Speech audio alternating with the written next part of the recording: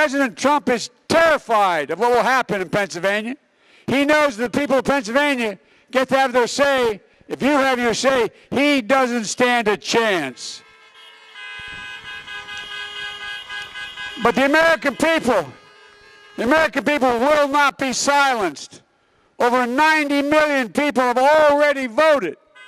Already voted. They've had enough. They've had enough. There's too much on the line to sit it out. But we only have 2 more days. 2 more days we can put an end to this presidency that has from the very beginning sought to divide us, to tear us apart.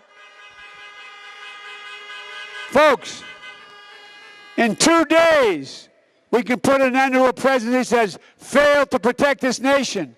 In 2 days, we can put an end to a presidency that fanned the flames of hate, poured gasoline on every opportunity he had all across this nation. As I said, millions of Americans have already voted. Millions more will vote in the 2 days ahead.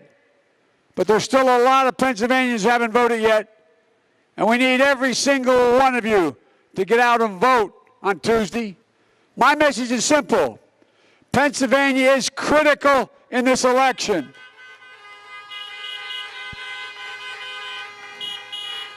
I live in Delaware, but I'm a Pennsylvania boy, born in Scranton. And I want to tell you, the last time Donald Trump ran, he won the state by 44,000 votes. So every single vote matters. The power to change this country is literally in your hands. I don't care how hard Donald Trump tries. There's nothing he's going to do to stop this nation from voting, no matter what he tries. And folks, when Americans vote, America will be heard.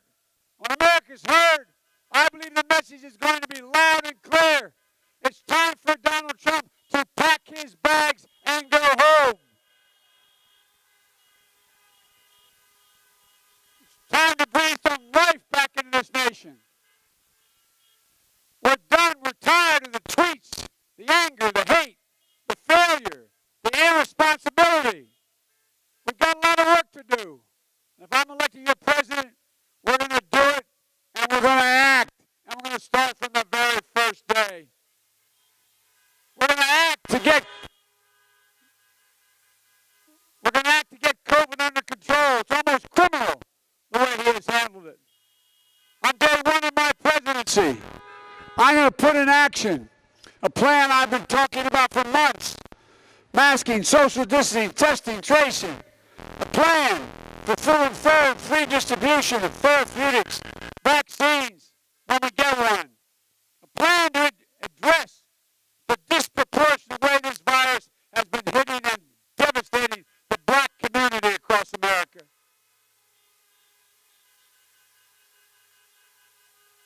Folks, every single day we're seeing race-based disparities in every aspect of this virus. Higher infection rates, lower access to testing, harder time quarantining safely, lower access to quality treatment when you become infected, and tragically, higher mortality rates. 3 times as many African Americans are dying as white Americans when they get the virus. 1 in 100 black Americans, 1 in 1,000 black Americans have died from COVID-19. And if we don't change between now and January, it's estimated 1 in 500 by the end of this pandemic. That is a mass casualty event in the black community. And it's totally unnecessary, totally uncalled for. My public health plan will ensure the needs of communities that are being hit the hardest by this virus are a priority, not an afterthought. We're going to have to plan to get our economy back on track. Not to get back where we were, but to build back better. To make sure everyone is dealt in on a full-scale share of the American dream. We're going to address systemic racism, and build real economic opportunity of equality for the black community. The blinders have been taken off. The American people have seen. They've seen how bad things are. To make it easier to start a business, to buy your first home, to pursue an education after high school without being burdened with debt, to invest in HBCUs that do so much to mold black leaders of tomorrow. I mean it. This is not just talk. I mean it. We're going to act to deliver racial justice in America. I see in all the protests here in Philadelphia and across the country a cry for justice. Folks, protesting is not burning or looting, and violence must never be tolerated. It won't. But the names of George Floyd, Breonna Taylor, Jacob Blake, Walter Wallace Jr., they will not soon be forgotten. They will not be forgotten by me. They will not be forgotten by you. And they'll not be forgotten by the American people. Because here's what they're going to do. They're inspiring a new wave of justice in America. A George Floyd's little girl, 6 years old, said to me when I went to be with the family, I knelt down to say hi to her, and she looked at me and she said, "Daddy is going to change the world." Daddy, that's what she said to me, 6 years old. Daddy, look, we can change the world. Not in one fell swoop, we can change it. We all know this country has to come together.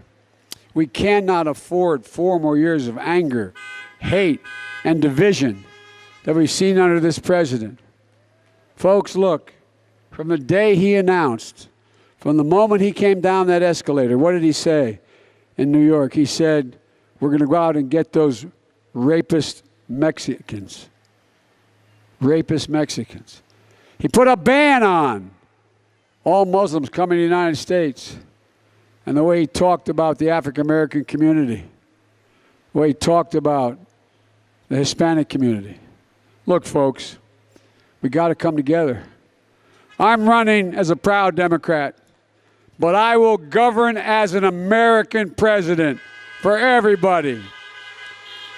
I will work as hard for those who don't support me as those who do support me. I mean it. That's the job of a president. The duty to care. The duty to care for everyone. In President Biden's America, there will be no red states or blue states. There will only be the United States of America. Look, our faith in our country is being tested, but our faith in God is helping us through because of all of you. Thank you for your commitment to the greatest commandment. Love our neighbors as ourselves. And for our dedication to never grow weary of doing good. Being with you all reminds me of that gospel hymn that inspired so many of us. When I last talked to John Lewis, as he's dying, he reminded me of it. I don't feel no ways tired. I've come too far from where I started from. Nobody told me the road would be easy. I don't believe he brought me this far to leave me. He did not leave us. We are not tired. The road hasn't been easy, but we've come too far to stop now. So please vote. Get everyone you know to vote. We need to get every soul in Philadelphia to the polls. Your voice, your vote matters. Your voice deserves to be heard. And if you still have an absentee ballot, get it to a drop box as soon as you can. Or you can vote on Election Day. But make a plan. I mean it, make a plan now. Help get out the vote. Go to iwillvote.com/PA. Folks, you know, I've been doing this a while.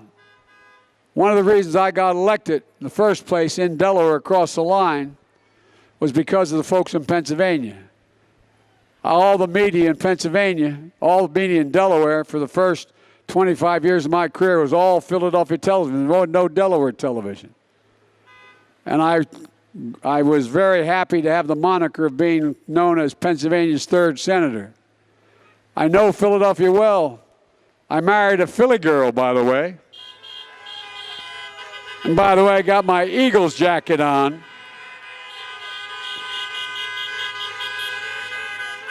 Folks, here's what I want to say, and I'll conclude. You've been here a long time.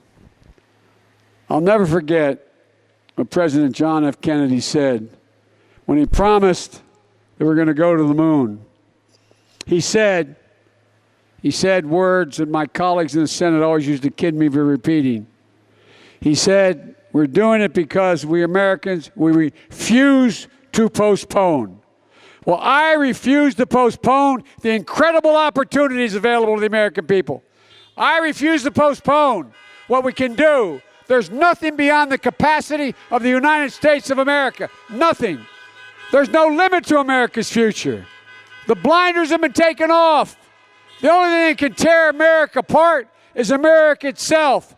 And that's exactly what Trump's been trying to do from the very beginning, dividing America based on race, religion, gender, national origin. It's wrong. It's not who we are. This is not who we are. Everybody knows who Donald Trump is. Let's keep showing them who we are. Folks, and I mean this, it's not just campaign rhetoric. We choose hope over fear. We choose unity over division. We choose science over fiction. And yes, we choose truth over lies, the multiple lies he repeats. It's time to stand up. It's time to take back our democracy. We can do this. We're better than this. We're better than what we've been. We can be at our best. This is the United States of America. God bless you all, and may God protect our troops. I love you. I love you. You brought me to the dance. Thank you, thank you, thank you. God love you all. Teachers, keep on teaching. Preachers, keep on preaching. World, keep on turning. Doesn't bother me too long. Keep the faith. Every time I walk into my grandpop's house in Scranton, walk out the door, Bishop he'd yell, Joey, keep the faith. When my grandmother was alive, she'd yell, no, Joey, spread it. Let's spread the faith. Keep on